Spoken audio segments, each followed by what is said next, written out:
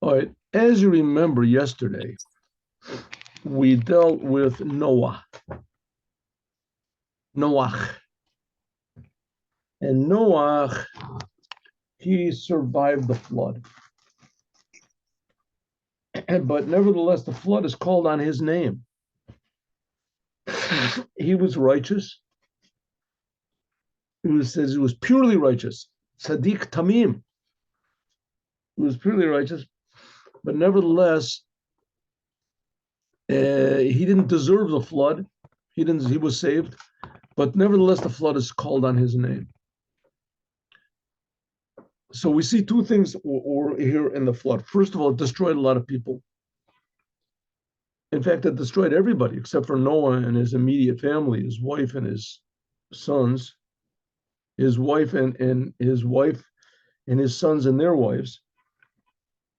And we'll see there's going to be an episode in this week's Torah portion with them also. I mean, it's also what didn't come out to be so simple with them. And the whole world was wiped out. But on the other hand, the world was refined. What does it mean when it was refined? And that up to that time, a person, as soon as he was born, he had all these urges to rape and to steal and to be licentious and to change to be, how do you say, obsessed with sex and with money and with these things. And that was just sort of natural. That was part of the world. And things got totally out of hand. Things got totally out of the realm of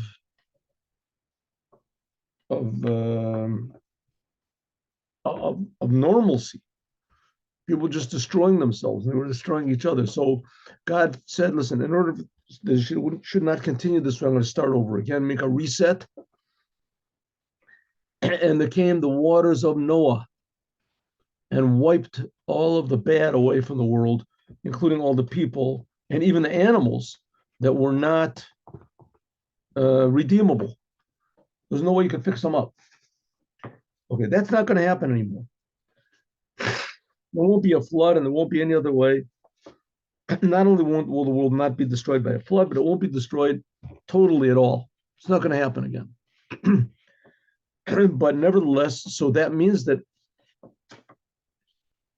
that you can just be debauched forever. Forever. By the way, that's one of the reasons why God drove Adam out of the Garden of Eden. Because there was in the Garden of Eden, there was the tree of good and knowledge, good and bad, the tree of the knowledge of good and bad. And that if a person ate from that, which Adam did, so he felt like God and he decided what was good and bad. And there was also the tree of life, of eternal life.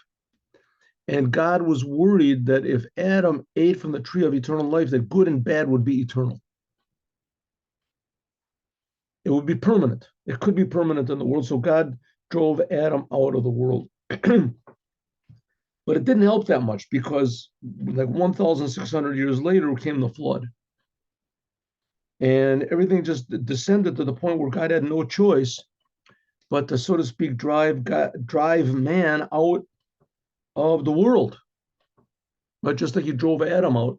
But here he drove it, but he left Noah. Noah was the only one who was left.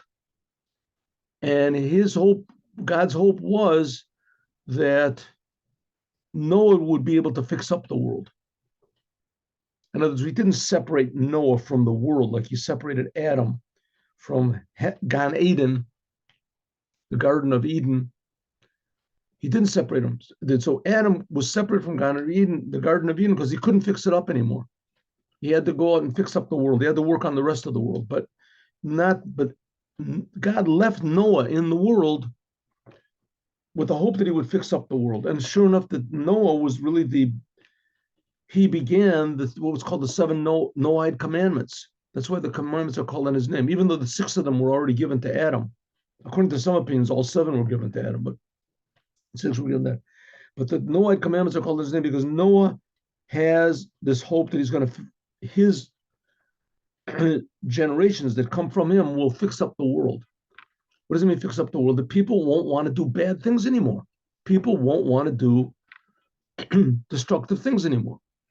That was the hope. So we're seeing that the world is pretty much descended to the point where it was before the flood, but God said he's not going to make another flood. So we see that the world right now, I mean, if you look in the news, you look in the scenes, what's going on in the world, things are pretty, pretty close to what it was before the flood. There's a lot of, even this, now there's big gatherings, huge gatherings, thousands of people in the street, and they support Hamas. Hamas, it says in the Torah here that Hamas was was the force that destroyed the world. It was thievery, stealing from each other, destroying things. And now there's all huge, massive rallies in favor of this destruction. And it's not you don't have to go too far to talk about this LGBT and all this stuff. I mean, that's just true perversions and it's obsession with the same thing that the generation before the flood was obsessed with. But God promised us he's not going to destroy the world. It's not going to, this time it's going to be fixed up. That's the idea of the Mashiach. Okay, says the Rebbe that these turbulent waters, the waters that destroyed the whole world, are also going on now. And because God promised he's not going to destroy the world, so these waters then have been exchanged for the waters that we have now. And what are the waters? The waters are the troubles and the distractions of the world, and especially the necessity that we have, the necessity to be in the world. You have to make a living. You have to eat. You have to have a family. You have to have a house. You have a house means you have to have neighbors. You have neighbors. You have a community. You have to pay taxes. You have to deal with other people. You have water bills. You have electrical bills. You have to be involved in the world. And being involved in the world is often very, very frustrating. You have to be in contact with people. You have to travel to work, from work. You meet people. You see people.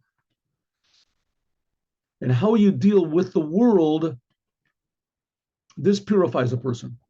This refines a person. It can. It can also destroy a person also. That's what's called a test.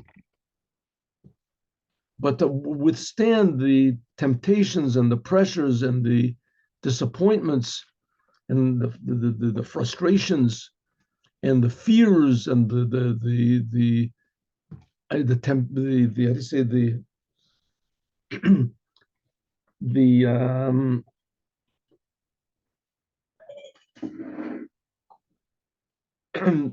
pressure that we talked about, the pressures of this world, to withstand them, the pressure to lie, to cheat, to et cetera, you have to find in your soul some sort of a power which will enable you to look at the world in an objective way,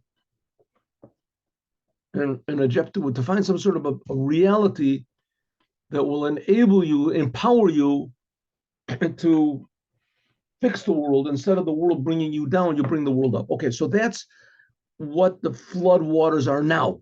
The flood waters are now our interaction with the world, the worries of the world, the threats of the world, the temptations of the world, etc. Bine shibur parnasa, that person has to make a living, is also called Mei Noach. It's also called the waters of Noah. Kamaimer is all, like it says, Shabachar lo Avram, that God gave Abraham. When God chose Abraham, he made him the father of the Jews. So at the Brit Bein HaBetarim, Abraham made a covenant with God between the pieces. And it says that God showed Abraham his future generations, the Jews that are going to come. Now, the Jews have this very difficult job. They have to be in the world and fix up the world. So it's a very difficult job the Jewish people have, and the Jewish people have to be connected all the time to this goal. And in order to refine them, so God said, okay, I'm giving you a choice. Either your children will suffer hell, or they'll suffer the trials and tribulations of this world. So it says, Shabachar Avraham Avinu Shibud Neged Gehenom, that Abraham said, instead of the Jewish people just living their lives, and if they make mistakes, they get refined in hell. Instead of that, they'll get refined in this world by the troubles of making a living. It says, Bachar Avram chose Shibud Neged Gehenom. Shekamo, just like it's impossible for the soul to go into heaven, Gan Eden, Lehanos Miziv Shechina, to get pleasure from the rays of God, Ajitered Kodam Lakain, until first of all it goes into hell, like it says, Gabi Acher, like Acher. And I'll explain all this to you. Motav Lidaine, it's better that he should be judged, and he should go to the world to come. V'gam Litbul Benar Dinor, and also to immerse in the water of fire, in the river of fire, like it says in another place. Okay, what's the story about Acher? This is an example, how hell purifies us. So it says that every soul, no matter who, has to go through some sort of a hell, a purgatory, or whatever. See, it goes like this. Now, don't think I really understand this. I mean, I'm just telling you what I've learned. But the way it seems to go is like this, that the soul has a purpose. The soul is put into the world for a purpose. If it does this purpose, then it's in tune with the Creator and in tune with all of the worlds. If it doesn't do the purpose, then it gets reprimanded. What type of reprimandation is given to the soul? It becomes purified, because here we're not just talking about deeds or words. We're talking about the life itself. There's not just a slap on the hand. After a person dies, there's no hand to slap. What is it going to? The soul that motivated the person to be lazy or to be licentious or to do all these other things, that soul, those inclinations of the soul have to be wiped away. And that is only done, it says, by going to hell. What's hell? Hell is pain, basically. It's pain, and the soul feels that because it made these terrible choices, wrong turns, so it got into dead ends, which in this world you don't experience that. In this world you can make wrong decisions your whole life, and you can be successful. You can become the president of the United States, who knows what. You don't feel there's anyone to give accounting to. But the whole thing of going to hell is suddenly you realize that I'm just a creation, and my soul is just created, and it's just created from nothing, and I'm not the boss at all. And now you have to go through the car wash or whatever, the soul wash, whatever it's called. And so every soul, whatever it did, any blemishes it has in it, any faults it has in it, it gets fixed up. And this fixing up is a very painful experience to the soul, and that's what's called Gehenna. And there's also all these different levels. This is when a person dies, that's already a tremendous pain. And then in the grave, it says there's in the 8th chapter of the Tanya, it explains a little bit about it.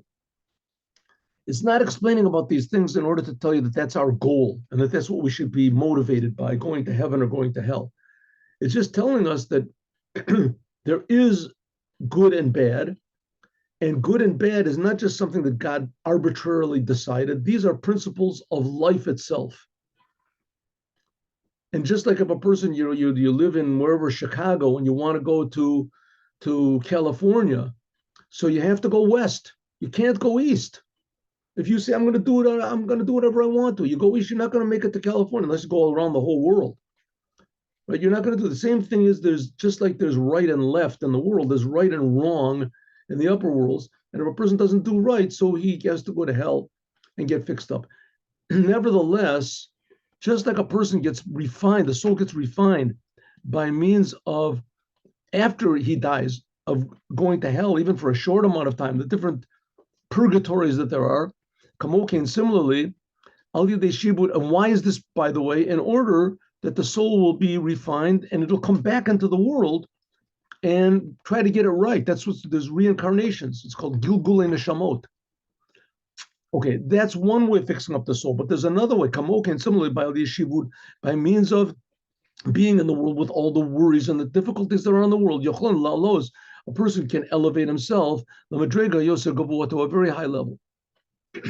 Behold, shibud, this idea of, let me see, let me get my pointer over here. Is this here? Yeah. Oh, we had this. I'm getting it. This and this. Oh, we go. Hine, behold, shibud. I don't know what this is. Shibud parnas. Oh, like it says by Acher, right? Who was Acher? Acher was Elisha ben Avua. He was a big, tremendous Talmud Chacham. He was a tremendous Torah scholar, genius Torah scholar. He was in the days of Rabbi Akiva. Genius Torah scholar, but he was also a big sinner. Whatever, the idol worshiper, this doesn't explain that detail what he did, but he did bad things. In any case, he became a big sinner, and when he died, so he couldn't go to heaven. He did so many good deeds and he learned so much Torah, but because of his bad things, he couldn't go to heaven. On the other hand, he couldn't go to hell because he did so many good things. So he was his soul was in a limbo state, which meant it would be there forever. So one of his pupils, I think it was even Rabbi Meir, that when he died, he intervened for him. And smoke went up from his grave for like 7 years, something like that, indicating that he was burning in hell. Now it says that the pains of hell, 1 second in hell is like 70 years of sitting in a dentist chair or something like that without any anesthetic. Terrible, terrible pain. That's 1 second. And it says his mutav, it's better that he should be judged, that he should suffer and in hell, the Lasian, that he should go, la alma da'asi, and he should go to heaven. Because so it was worthwhile, all the punishments, in order for him to feel the bliss of godliness, which is in heaven. Which, by the way, going to heaven is a tremendous infinite pleasure, whatever it is, but it's nothing like being in this world. In this world, we give God pleasure. In the upper worlds, we get pleasure. Here we give God pleasure. Okay. And that's what's called the joy of a mitzvah, simcha shel mitzvah, knowing that we give God pleasure when we do what he wants. That should make us happy in this world. And we appreciate a little tiny bit of the pleasure we give God. That's up in heaven. That's the pleasure you get in him. Okay, similarly by means of shibud, similarly by means of going into exile, that the Jewish people are now, yochlim lalos, they can go to a tremendously high level. So if so, we see that somehow or other, and don't ask me how, I cannot explain this, and this does not explain it to me either, but all of the Holocausts and the destruction of the temple and the fact that Jews suffer and the Jews they're killed, this terrible thing that just happened now with 1,000 Jews with babies getting killed, somehow or other we will see that this was for the good. But do not accuse me of saying that in any way that this was a good thing that happened. Certainly was. But you can accuse God of saying it, because God this is what we're reading now. All the trials and tribulations and disappointments that there are, and the pain and the suffering that the Jews are suffering in this terrible exile, somehow or other this elevates the soul. That's what God told Abraham 4,000 years ago when he founded Judaism. Hine shibud, this idea shibud doesn't mean sheyesh aleinu ata melech. It's not talking about that we are servitude, we are serving in exile. It doesn't mean that we are slaves in exile under a king. Shenoto mitanu mas, that he takes from us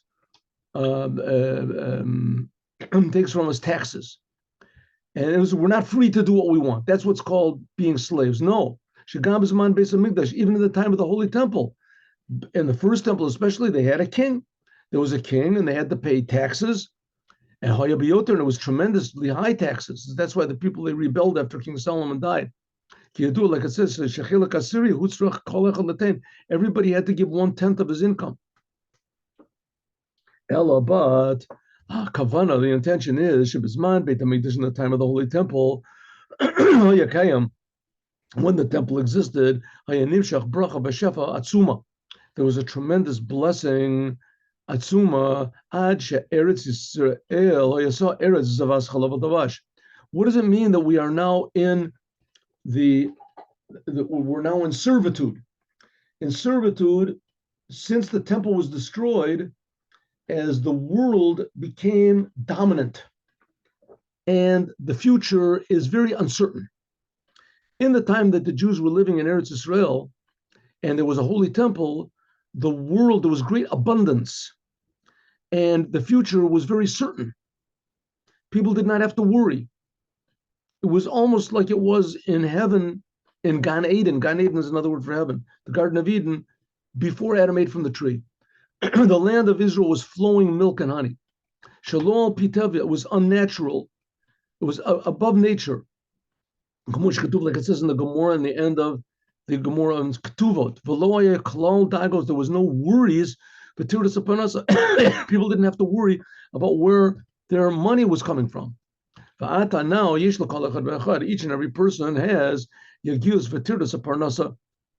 each person now has worries of livelihood.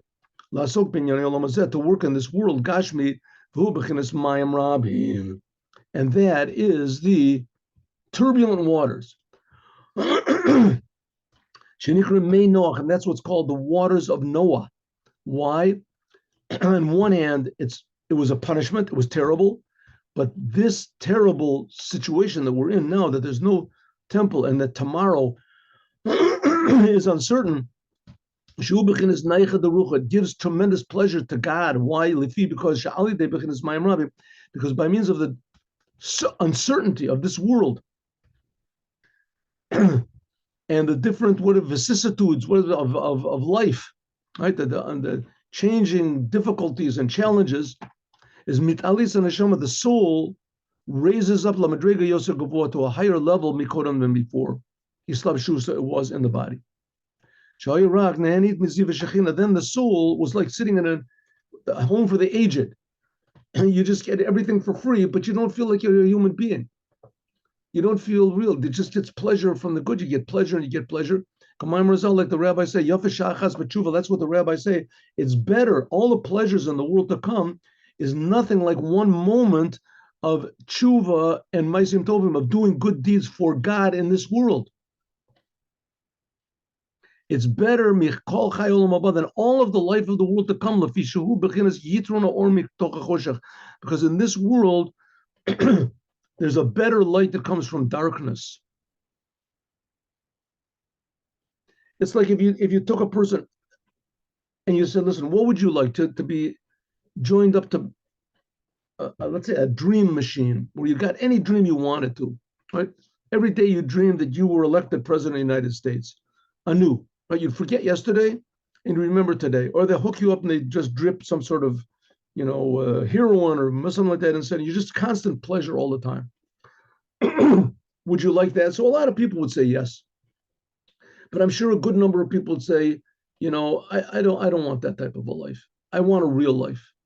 And there's a lot of people that did choose that life. They're all sorts of weird addicts, and they got this phenol and all this stuff going on now. And people take this stuff and they're spaced out. They have no challenges in life. They have no responsibilities in life. And they just have a certain pleasure, but they're not human. It's not really being a human being. But what is a human being? A human being has to meet the challenges and the difficulties and the battles of this world, which on one hand is a terrible thing, but on the other hand, that's what makes us into human beings. That we deal with life. Davka. Here, there's a lot of people, they don't want children. They don't want to have children. Right? All these LGBT, all this crazy stuff, all of these are designed not to have children. All those letters stand for something that a person is just pure selfishness, and he doesn't want to. Is that really good? Well, they claim it is good, but it's terrible. It's terrible because raising children, there's challenges, and you have responsibilities and additional responsibilities, and you have to care for others, and each one has a different personality. And so on one hand, come on, leave me alone. Let me just rest, do what I want to. On the other hand, that's not really being a human being. A human being is one that he meets the challenges of life, and he wants challenges of life in order to accomplish something, right? It's a tremendous feeling of accomplishment that you feel human. You feel that life is something more than just me. So that's even for non-Jews. But here we're talking about the Jewish people also, that by being, because Jewish people have more responsibility than others, we have the responsibility to do the commandments as well, and to fix up the whole world, not just ourselves. And this because there's a better type of light that comes from darkness. Shehu bechinas eskafia sitracha. This is what's called pushing away the other side, your selfishness. V'eshapcha l'chashucha. You can transform darkness to light. There's two ways of looking at life. There's two ways. One is, I mean, there's a lot of ways of looking at life, but one is, what people think about me. What people think about me, and this is a very big peer pressure, very tremendous. Other one is, what does God think about me? In other words, I'm interested in what people think about me. I would like it if everybody liked me. That would be a wonderful thing. But that's not essential. Even if nobody likes me, like Abraham, everyone was against him. But his main thing, he wanted that everybody to like him. Why not? But he wasn't willing to surrender his principles and his humanness and his true values. In other words, him facing God. And God is facing us every second. God is creating us every second. And the power that's bringing God to create us is responsibility, that he's creating us for a purpose. We have responsibility to God. And that's what we should be looking at. Am I filling my responsibility to the Creator? One of our responsibilities to God is also that we should be pleasant to people and that people should like us. It's a good thing, but it's not an essential thing. If, like Noah, that's the Noah. Noah defied his whole generation, right? That's the weak person that we're in now. But it's a terrible test and difficult task to ignore peer pressure, to ignore what the world is saying about me and thinking about me. The only way you can survive such a thing is by thinking, but what about God? What does God say to me? What it was. So we're living constantly in a different dimension, a different dimension. So it comes out that a person who makes up $1 million got a billion, his name is in the newspaper all the time, and everybody thinks he's great. That's not as great an accomplishment necessarily as, let's say, having a child and raising the child. Who knows about it? Nobody knows about it. But if we're looking at our relationship between us and God, having a child is and growing a child could be infinitely more an accomplishment and a monumental heroism than being in the newspaper and everybody knows your name and infinitely. But that it means, who are we dealing with? Who's in our mind? People or the Creator? If it's the Creator, then everyone's equal. Everyone's equally in the eyes of the Creator. And even the smallest accomplishment, if it's done with truth, is much greater than the greatest accomplishments if it's done with lies. But the world won't say that. If a person is in the physical world, and he's worried about making a living, getting along in the world, that's called darkness. And that person starts to think, in this world, who am I really living with? Am I living with people? Or am I living with people and God? Or am I living with God and people? When a person thinks about this in prayer, when a person starts to think, and now listen, the Rebbe is going to give a whole list of things what we can think about so we can live with our Creator. Because something wonderful happens if you really think about God, and the problem is it's not a natural thing, and it's something you have to constantly renew. But if you think about God, then your emotions change. Your emotions become more healthy. The world is less dominant. When, for instance, you think there's not even a blade of grass that doesn't have some sort of a spiritual power. Shema mazolos. These are the spiritual powers. The spiritual powers make every blade of grass grow. We're not talking about it creating it. That these spiritual powers, like the zodiac or whatever, right? Through them comes power and life force to every creation. I mean, you've probably noticed the world is very, very diverse. There's a lot of blades of grass and a lot of different types of bugs and trees and etc. You know how many species there are of a flower, of a fauna, and and fish and the protozoas and atoms and all these things, and it's all being created by God. Well, how can there be such a tremendous diversity from the oneness of God? This is a very big mystery, right? All the different, every human being is different. How can there be, when a person starts thinking that God is creating all this and he's creating it through a whole big system, and the system is, first of all, there's the Memeged Tevu Shemesh, Memeged Gerish Rechim. There's certain things which are affected by the sun, some are affected by the moon. Mazalos, all the power, the zodiac, they receive from a power which is above them, which is called the 70 chieftain angels. And these 70 chieftain angels, they receive from a lower type of levels, the leftovers from the Ophanim, the wheels, there's flames, whatever, all these different angels, and they receive from the Malachim, from higher angels, higher and higher, that all of them receive from God's kingship. Like it says, your kingship is the kingship of all the worlds. It's like a human nervous system, right? You want to move your finger. It's such a complicated process from you to think about moving your finger until you actually do it. But it's you that's moving your finger. You're moving it. But it's a tremendously complicated way how the impulses go from your brain to the medulla, and then the medulla, don't think I know what I'm talking.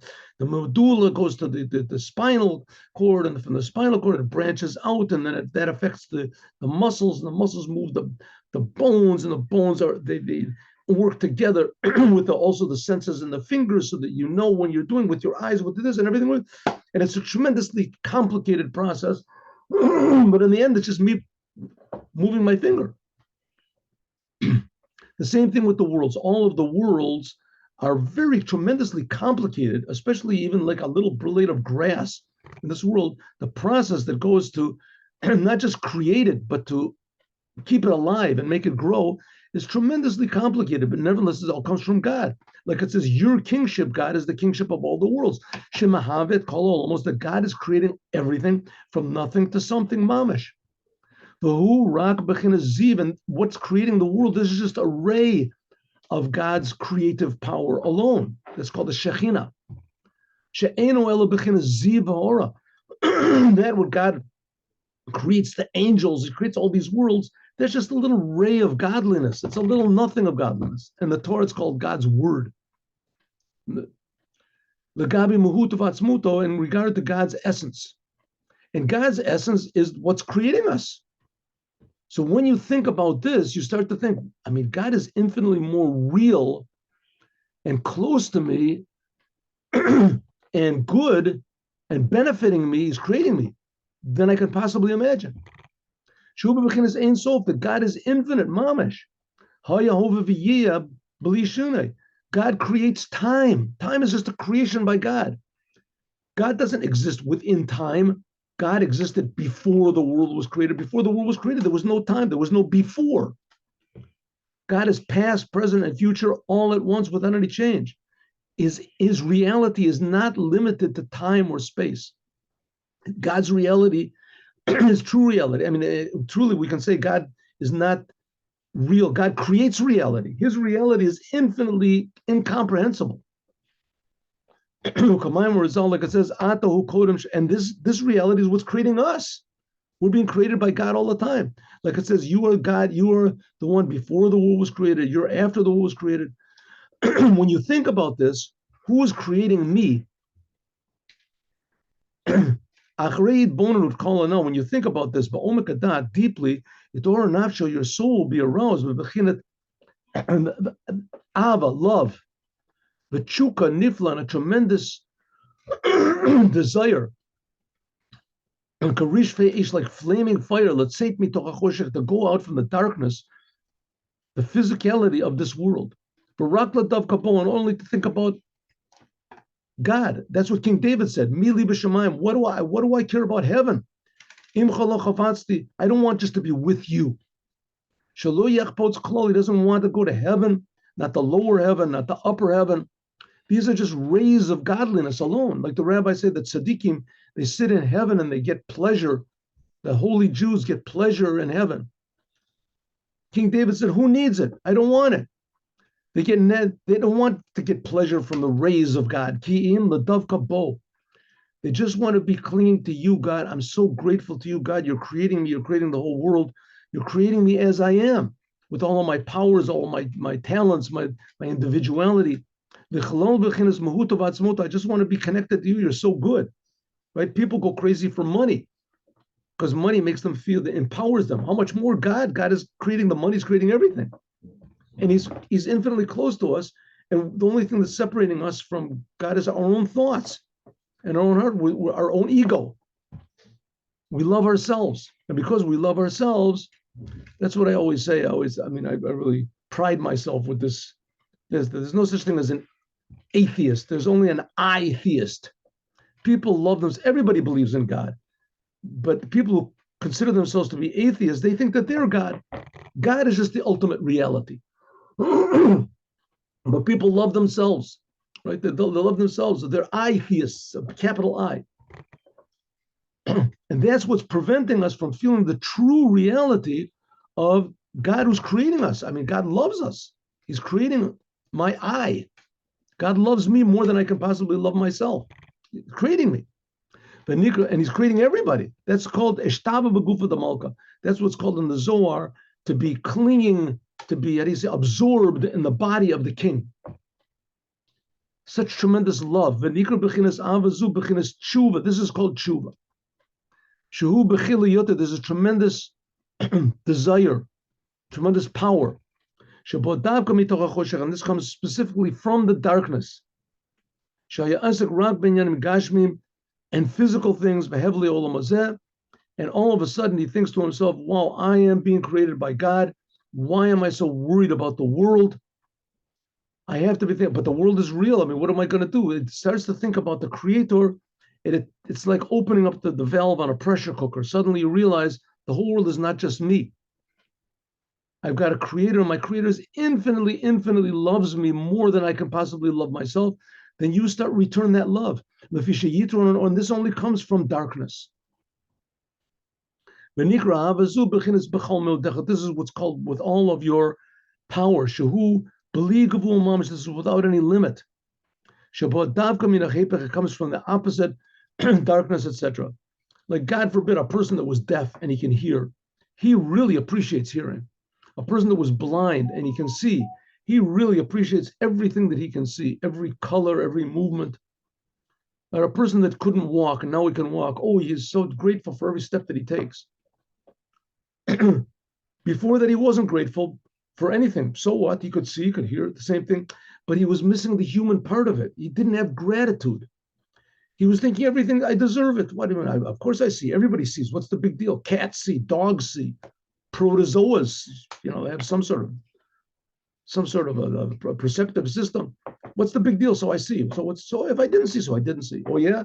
What happens to the person all of a sudden he loses my eyes, I can't see. Right? What he would be willing to give. Our whole life, our whole being is being created by God every second.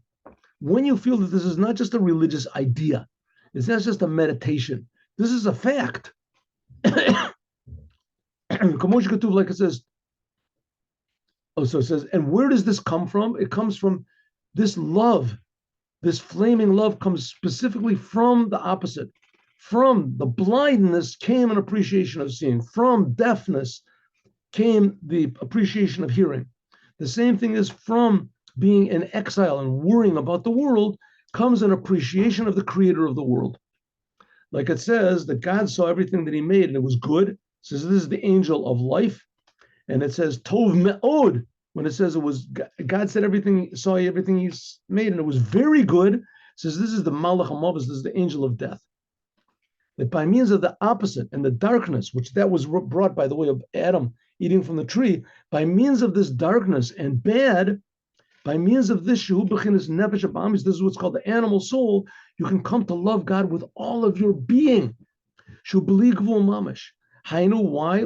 Because the source of above, the animal soul is higher more than the godly soul.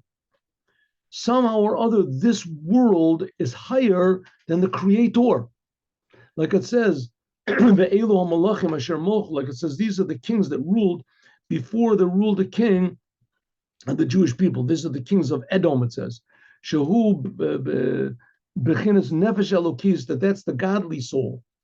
The godly soul was preceded by the animal soul. It's like a person when he's born, right? A person when he's born, a Jew, when he's born, is 13 years old, his godly soul doesn't really take over. Only he comes bar mitzvah. Before that, his animal soul was there first. But so why does God make this thing? Because the fact is that the animal soul is really higher. If it's so high, how did it get into this world? By means of what's called the breaking of the vessels, this high power of the animal soul fell down below. Like it says, V'yimloch v'yamos, it says that they ruled and they died. You'll see later on when it's talking about the angels, the kings of Edom, the world. Avol b'shorsham, in their source, what is it? Parshas Vayishlach. A few weeks we'll learn about it. But b'shorsham, in their source, they are above the godly soul. So what we're saying, this world and its tribulations, its source is really higher than spirituality. But it fell down so low that it covers over spirituality, covers over godliness. But by means of overcoming the darkness which is in the world and which the effect that the world has on our soul and the darkness of our soul itself, we have what's called the animal soul. By overcoming this, there's a higher level of godliness revealed than even in our godly soul. That's what's called self-sacrifice. So therefore, even as they fell below, that's how the animal soul can overcome the godly soul. That's how the feeling of nature can overcome the feeling of the Creator.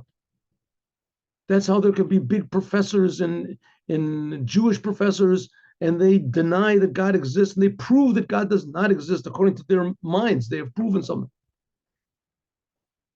How can they do this? I mean, God is creating them. How can they go against God? Because the source of darkness comes from Malucha, which is His Nasus. There comes from what's called the kingship of God, which is elevated very, very high. And that's how we get the feeling that we feel like God. That was what happened when Adam ate from the tree. Is that a bad thing? Of course it's a bad thing, but the source of bad is really higher than good. We just have to reveal it. That's why there is good in the world in the Torah, so that we can break open this hard nut, which is called bad, and reveal the good which is concealed inside of it. So that's what's called living through these turbulent waters. We see also that the waters elevated the ark, right? Also, a person receives life from the animals.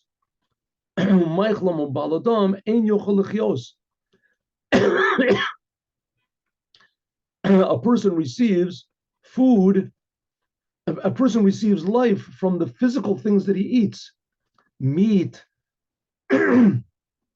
vegetables. Why do we depend on things that are below us? Right? They should depend on us. We're higher than animals. But without the physical things in the world, we can't live. But things can grow from the ground without people. Animals live very fine without people. People don't have, if you want to domesticate them, you do. But animals live on their own. They don't need people. On the other hand, people need animals to live. Animals to plants, all these things that grow in nature. All this is because the source of the physicality, the source of the world above is really very tremendously high. It's even higher than the souls. Therefore, that's what the reason why God puts the souls down into the world, puts what's called the godly soul into the animal soul. Why? Lasok batirdos, in order to go through these turbulent waters, the flood waters, all the difficulties and the different of the world, and the thoughts and the worries of the world that are physical, that are called mayim rabim, they're called turbulent waters. And only by means of going through this and trying to float above it, to realize that God is above all of these egotistical problems that I've got, you can come to this level of loving God with all of your being, shehu b'li gavul, which is unlimited. Like we said before, that this is a very, very high level, higher than it was before. Before, the soul was just getting pleasure from the ziva shekhinah, from the ray of the shekhinah, from God's presence. But by means of being in this world and serving the Creator, and eskafia, we force ourselves, veshapcha, and we transform ourselves, darkness to light. And we start to really love God instead of loving ourselves. This is what's called a better type of light, which comes from darkness, because the source of it is above the source of the animal soul, and the source is above the godly soul. The source of the physical world is above all the spiritual worlds. The source of this world is higher than heaven. But why is it so low? It fell down below. Like it says, V'yim lach v'yamos, says all these tremendously high powers, they came down very low. That's what God wants. And by means of eskafia, by means of us forcing ourselves to do good and to turn from bad, Naseh is made, Techiyat HaMeitim is made, the raising of the dead, all these sparks which come from these chieftain powers, which what are the vessels that ruled and they died, that came into the world to make all the bad things, is we can transform the whole entire world. That's called raising of the dead.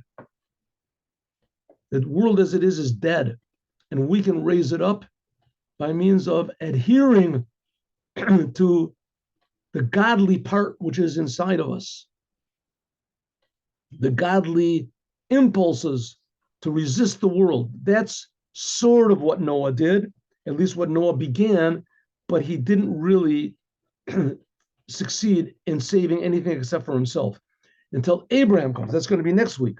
And Abraham's job is to go out and to save the world. Noah went into the ark. Anyone who wanted to come and be like him, he said, okay, come in. But Abraham, he went out to the people who were idolaters, purely selfish people. He went out to them and said, even if you're not like me, just do one little good thing. And that is already defying the flood waters. That's us, as we'll talk about more tomorrow. Now let's do the Yom Yom.